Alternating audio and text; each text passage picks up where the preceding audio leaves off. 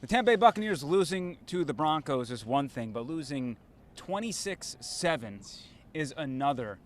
Talking with Zion McCollum after the game, he said that we just got punched in the mouth.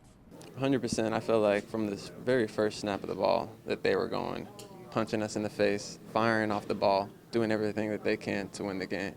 And we were just kind of out there just thinking things were going to go our way, which you can't do. Talking with Mike Evans, he said, we were just waiting for something good to happen.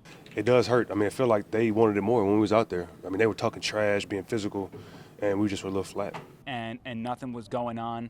And then you heard Baker Mayfield. He said, we got our ASS beat out there. This is a good lesson for our team overall of you have to prepare like you're playing in a playoff game every week, or else this can happen. I mean, we got our asses kicked. There's physicality-wise, execution-wise, all over the board for us. So it's a good lesson for our team, for the young guys that haven't seen it before, of what you need to be prepared for, how detailed we need to be, and for it to happen this early on, I'm going to take the positives from it and take this one on the chin. There's nothing else to do besides that and go from there. So how would you assess what happened here at Ray J?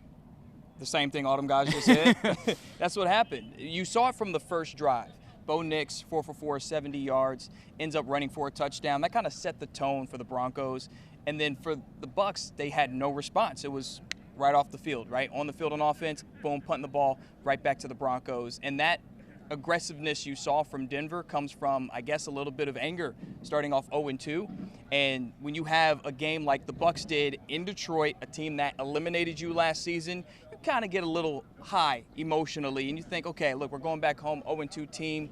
That's one of those things that separates those good teams from elite teams, is you treat every single opponent like they are your Detroit Lions, so to speak. Yeah, you got to remember, a lot of these guys are young, first-year, second-year players, or even a guy like Zion McCollum, who's the true starter in his third year.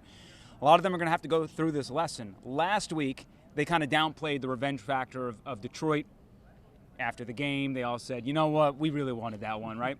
And then entering this week, they all kind of said, we know this is a letdown spot. We're not going to let down. We're going to be prepared. And then what ends up happening, they all admit, like, we let down. We just did not treat them the way we should have treated them. And as you mentioned, you don't really know that until you're in the fight, until you're getting punched in the face, and you realize I got nothing in the tank compared to what they're doing out there. Outgained by more than 100 yards. And I want to say that, honestly, the defense probably did its job. You got to remember, no Antoine Winfield Jr., no Vita Vea, no Kalijah Kancey. The lack of interior pressure is so obvious on this team. They weren't able to really rattle Bo Nix at all. And even when Todd Bowles did blitz, it never really got home, which is really disappointing considering how much Bowles loves to blitz, how well he does against rookies. But they gave up the first touchdown. Yes. And then afterwards, their other touchdown that they gave up was because of a Baker Mayfield interception. Right. They held them to field goals the rest of the way. The offense, David, was disgusting. I'm just being 100% honest. It was bad. It was, and we talked about the lack of pass rush from the Buccaneers. Well, there's no Aiden Hutchinson on the Broncos, but still, Denver had 7 sacks of Baker Mayfield. Now, some of that is on the offensive line. We both were up there in the press box, and we saw Cody Mauch or Graham Barton or somebody give up a sack there. But also Baker Mayfield and Todd Bowles said, you know what? Hanging on to the ball too much also leads to sacks. When you hang on to the ball, you put yourself in a bad situation, the pocket collapses, and you end up taking a sack. There were no real rushing lanes for Baker Mayfield. Wasn't able to scramble like we saw him do in Detroit. Denver did a really good job. Yep. It's not that Baker Mayfield is such a runner. Right. He's elusive. And he uses his elusiveness to get out of the pocket, out of sticky situations, reset, and then hurt you. Denver did not allow him out of the pocket, and even when he wiggled out of the pocket, there was someone right there to kind of get him for no gain. So you got to give credit to them for the game plan. Yeah, and you have to give Pat Surtain credit for taking Mike Evans out of the Bucs game plan. Yep. Because there's always a game plan to get number 13 the football. He's the best receiver in Bucs history. You got to find a way to get him the football. Pat Surtain said that ain't going to happen today. Mike Evans had 2 catches. And to be honest with you, when that happens, that's when you would think the Bucs, and we talked about this, that's when you think the Bucs would say, okay, short passing game, maybe we should dump it down to the running back a little bit more. I was surprised we didn't see that as much as we thought. I'm going to have to look at the tape, but it felt a little bit stubborn Yeah. by the lack of quick game, by the lack of adjustment in that regard of moving people side to side. And the one time we did see them have some positive activity, the one touchdown drive they had, by the way, and maybe the one positive I can give of this offense is they averaged 5.7 yards per carry, and a big reason why was Bucky Irving, who got 9 carries, compared to Rachaad White, who got 6. And this may be the start of Bucky Irving getting more carries than Rachaad. And it's not necessarily that Rashaad's doing anything wrong, because I don't think the offensive line is doing a good job in front of him. But Bucky Irving has the ability to wiggle out of some sticky situations, and he showed that, especially on a 4-yard gain where he was going to take a big loss, Right. and then on the 32-yard splash play. Well, you have to look at the way the plays are designed for both running backs. When it comes to getting Rachaad space, it's usually in the passing game. We're going to set up screens. We're going to put our offensive linemen out in front of you on the perimeter. We're going to tell you to run behind those big bodies. With Bucky Irving, they're using motion.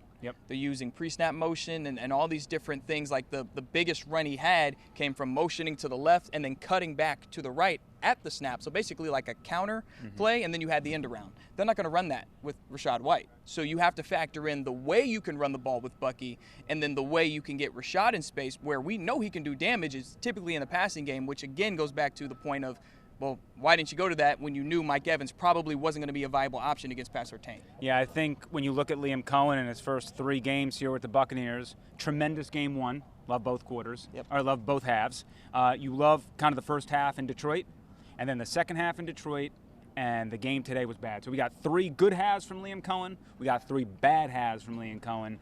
I don't necessarily know what this offense is going to look like moving forward, but this team, you don't want to lose this game on paper. On paper, we don't think Denver's a playoff team, but they do have a good defense, especially a good passing defense. Absolutely. So that's not a surprise, and I know people looking at 0-2 record, Bo Nix back there thinking this team is going to have the first overall pick. I don't think that's the case, but this loss won't be bad if you can take care of business against the Eagles and the Falcons, who you're going to have on Sunday and then Thursday night football. So this is a pivotal stretch. Absolutely. You know, getting these 2 opponents, certainly maybe even more of Atlanta than Philly, but you lost to an AFC opponent, so in the grand scheme of things, I think you can survive this loss as long as you take care of business of what's in front of you.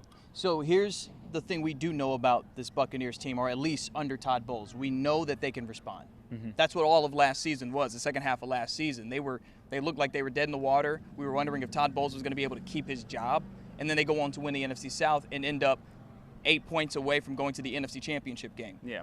How they respond this time will define this year's team for sure, but we do know under Todd Bowles this team responds. They don't give up on him in the locker room. So that's not, I don't even think that's going to be a possibility of losing the locker room. I think because they have young guys, because there are the injuries this time, that's also an important factor with Winfield out. You don't have Vita Vea, you don't have Kalijah Kancey. So there are some things that you're going to have to rely on your depth pieces. But I do think when you have Baker Mayfield, you have the leadership, right? Baker Mayfield, Levante David, Todd Bowles is a guy that they will follow anywhere. The response that's the key, and we've seen them do that before. So I'm not going to panic too much. It's week 3. Yep. There's a lot of football to be played, and it's the NFL. The guys that lined up on that sideline wearing orange are paid millions of dollars to do exactly what they did to the Buccaneers. Yeah. The Buccaneers were paid millions to do better than that. But it's professional football. Like, that's how it goes. Like, Yeah. This is what you're paid to do. The Broncos did their job. The Bucs did not. Look, you can't, if you're not, you got to, it's somewhere in the middle, right? So they beat Detroit. That was probably a game that we penciled in L entering Yeah. the season. You lose to Denver. That's a game you penciled in for a win. It cancels out. So you can't get too high, you can't get too low with overreacting one way or the other. Bucs maybe not a Super Bowl, winning team because they beat Detroit, and they're probably not as bad as they play today against Denver. So we're going to see what they do this upcoming week. The Eagles might have some serious injury concerns. They beat New Orleans. they did. in a very good game. That New Orleans offense that was 40-plus points back-to-back weeks. Yeah. They got 12. So this is going to be a long burn here, but certainly we're going to find out where the Bucs' trajectory can go when you got Eagles, Falcons, and then the Saints.